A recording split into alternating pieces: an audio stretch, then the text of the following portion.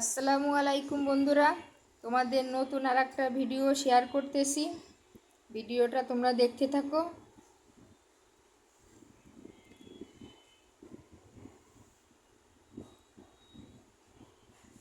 বন্ধুরা, তেলের মধ্যে যে তোমার দারচিনি দিয়ে দিলাম, তেজপাতা দিয়ে দিলাম,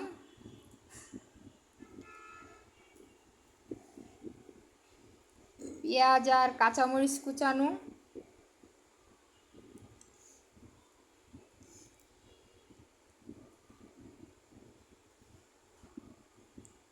এবার এটা সুন্দর করে ভাজতে হবে লাল লাল করে।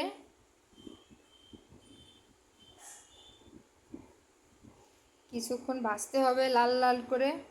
আমি টাইম দিতে পারি না, কারণ বেশি পেঁয়াজ হলে বেশিক্ষণ লাগে, কম পেঁয়াজ হলে কম লাগে।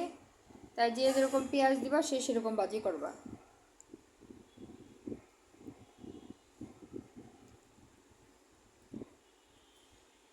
এবারে আমি কিছু মুরগির গিলে দিয়ে দিলাম, রোস্টের মুরগির কিছু গিলে কলিজা, এগুলো ফ্রিজে জমছে, তাই এটা গুছিয়ে এবার বাচ্চাদের রান্না করে দিচ্ছি, বাচ্চারা খেয়ে নেবে। গিলেটা আগের ভাগে দিলাম, যে এটা ভাজি করলে একটা গন্ধ গন্ধ ভাব থেকে গন্ধ ভাবটা থাকবে না। অবশ্যই তোমরা বাসায় এইভাবে ট্রাই করো।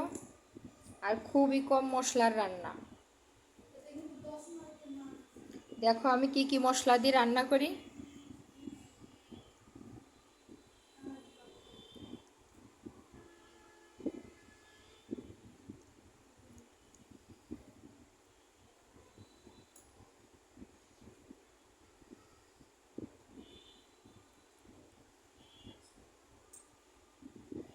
কিছুক্ষণ নাড়তে হবে।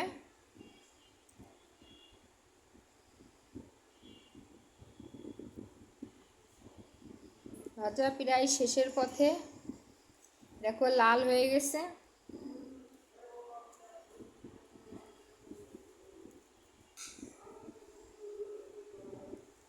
লাল লাল ভাব হয়ে গেছে। আমি আগের থেকে হলুদ দেইনি, হলুদ দিলে লেগে যায়।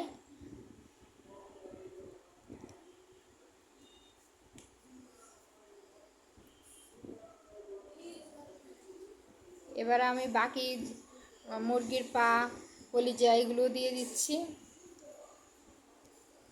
এগুলো দিয়ে এখনও আমি হলুদ দেবো না, হলুদ কিছুক্ষণ পরে দেব।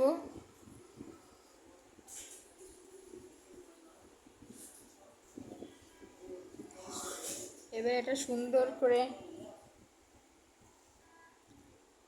ভাজতে হবে।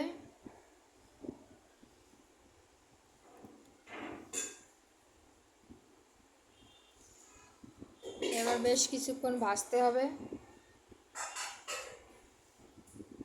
অনেকে সময়ের অভাবে এগুলো খাওয়া হয় না। এভাবে একদিন রান্না করে ট্রাই করে দেখো বন্ধুরা, সবাই চাটে ফুটে খাবে। এবার দেখো এটা অনেকটা ভাজা শেষের পথে।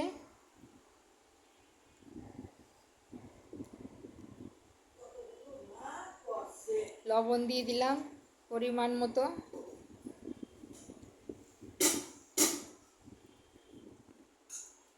হলুদ দিয়ে দিলাম।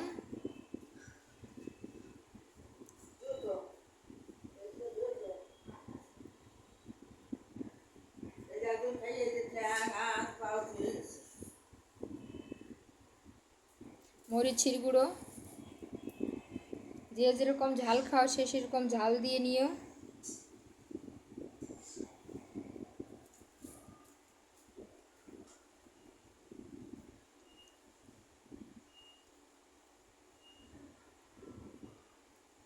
এবার আমি কিছু মশলা হাতে বেটে রাখছিলাম, এর ভিতর লবঙ্গ, দারচিনি, এলাচ, জিরে, আদা, রসুন। আমি হাতে বাটা মশলা পছন্দ করি, তো আমি প্রতিদিন হাতে বেটে খাই।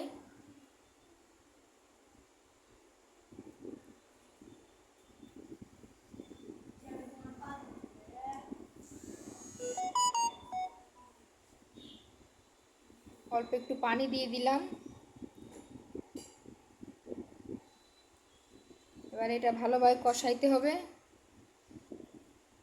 একটু ভালোভাবে কষায় নিলে শুকনো মরিচের যে একটা গন্ধ গন্ধ ওই গন্ধটা থাকবে না। এটা কাঁচা কাঁচা গন্ধ থেকে ভালো না কষানো হলে।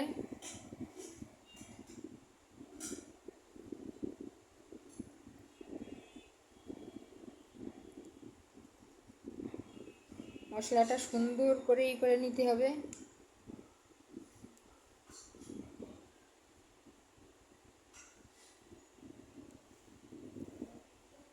দেখো কত সুন্দর কালার আসছে।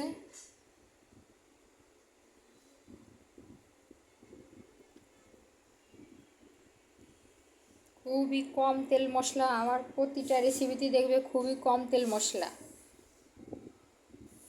কিন্তু এইভাবে রান্না করে একদিন খেয়ে দেখো।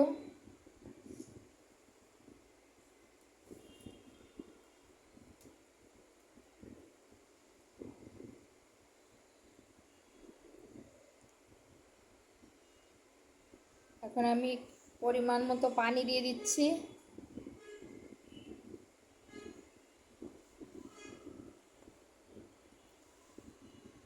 কারণ এটা তো সিদ্ধ করতে হবে, পরিমাণ মতো পানি দিয়ে দিতে হবে।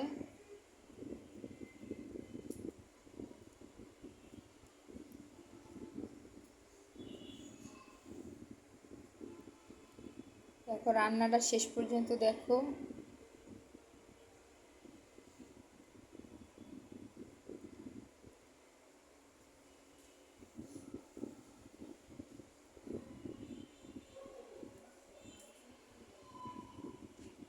দেখো কত সুন্দর একটা কালার আসছে। দেখো আমি শুকনো মরিচ কিন্তু খুবই কম খাই। আমি কাঁচা সব তরকারিতে কিছুটা কাঁচামরিচ দিই। দেখো রান্না কমপ্লিট। বন্ধুরা, আমার রেসিপিটা যদি তোমাদের ভালো লাগে, পছন্দ হয়, তাহলে লাইক, সাবস্ক্রাইব, শেয়ার করতে ভুলো না। ওকে, আল্লাহ হাফেজ।